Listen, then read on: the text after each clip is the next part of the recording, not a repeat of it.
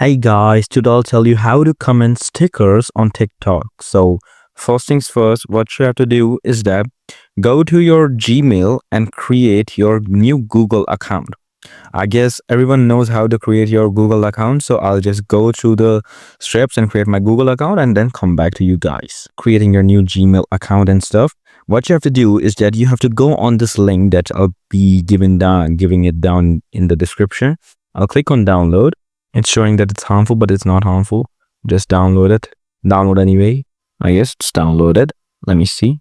Okay, so as you can see, the mode has been downloaded. You just have to click on it and you have to install this mode. And don't worry, it's not harmful. You just have to install this TikTok and follow the other steps that I'll be showing you.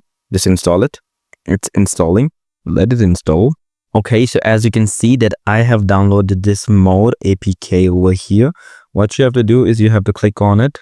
After clicking on it, follow the steps that I'm showing carefully, all right? Agree and continue. So the account that you created, okay, skip. Okay, so as you can see, my TikTok is downloaded.